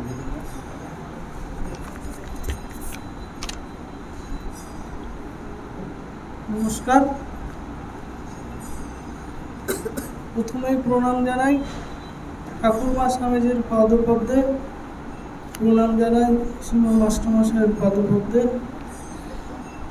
উপস্থিত পূজ্যপদ স্বামী সিদ্ধেশানন্দজি মহারাজকে প্রণাম জানাই, শিশুপ্রতীক চক্রবর্তী মহাশয়কে। আর অনেক অনেক ভালোবাসা জানাই আমার প্রিয় যুবক বন্ধুদের, যাদের কথা চিন্তা করে স্বামীজি ভারতবর্ষকে কল্পনা করেছিলেন ভারতবর্ষ নতুনভাবে জাগ্রত হবে, বিশ্বে সর্বশ্রেষ্ঠ আসন গ্রহণ করবে। আমি ভেবে এসেছিলাম স্বামীজির একটা চিঠি তোমাদের কাছে পড়ব। স্বামীজির চিন্তা ভাবনা, স্বামীজির যুবকদের নিয়ে পরিকল্পনা, তাদের নিয়ে দেখা স্বপ্ন তোমাদের কাছে ছড়িয়ে দেব, কিন্তু সময় খুবই কম, মাত্র 2 মিনিট। তাই স্বামীজির চিন্তা ভাবনা জানতে গেলে আমাদের স্বামীজিকে পড়তে হবে। চিঠির মূল বিষয়বস্তু, আরাসিন্দা পেরুমুরারকে একটি চিঠি লিখেছেন, স্বামীজির শিষ্য ছিলেন। প্রধানত দক্ষিণ ভারত থেকে স্বামীজিকে সবচেয়ে বেশি সাহায্য করেছিলেন। আমাদের ভারতবর্ষ, পরাধীন ভারতবর্ষ, ব্রিটিশদের শাসনে মেরুদণ্ড ভেঙে পড়া ভারতবর্ষ, সেই ভারতবর্ষের মানুষও চেষ্টা করেছিলেন স্বামীজিকে বিশ্বের দরবারে পৌঁছে দিতে। স্বামীজি যখন বিশ্বের দরবারে গেলেন তখন তিনি প্রতিনিধি ছিলেন ভারতবর্ষের। কোন ভারতবর্ষের প্রতিনিধি? যে ভারতবর্ষ 200 বছর ধরে পরাধীনতার শৃঙ্খলে বদ্ধ, সে ভারতবর্ষ যাদের পুরো পৃথিবী জানে এরা তো কেবলমাত্র পরাধীন, এরা কেবলমাত্র দাসত্ব করার জন্যই যেন জন্মিয়েছে, তাদের দেওয়ার কিচ্ছু নেই। স্বামীজি দেখালেন না, সমগ্র বিশ্বের কাছে ভারতবর্ষের দেওয়ার আছে, তা হচ্ছে ভারতবর্ষের আধ্যাত্মিকতা। অর্থনৈতিকভাবে ভারতবর্ষ কতখানি শক্তিশালী হবে, কতখানি প্রযুক্তিগতভাবে ভারতবর্ষ ভবিষ্যতে শক্তিশালী হবে, তার থেকেও সবচেয়ে বেশি শক্তিশালী সে আধ্যাত্মিক শক্তিতে বলীয়ান। তৎকালীন মানুষ ভেবেছিল আমরা কাদের কোন রাষ্ট্রের কাছে পাত্রীদের পাঠাচ্ছি শিক্ষাদানের জন্য, ধর্মীয় শিক্ষাদানের জন্য না, তার পরিবর্তে ভারতবর্ষের কাছে শেখা উচিত ধর্ম কি, মানবতা কি, সংবেদনশীলতা কি, মানুষের প্রতি মানুষের ভালোবাসা কি। এটুকু বলেই তোমাদের অনেক অনেক ভালোবাসা জানাই, তোমাদের স্বামীজির আশীর্বাদ বর্ষিত হোক।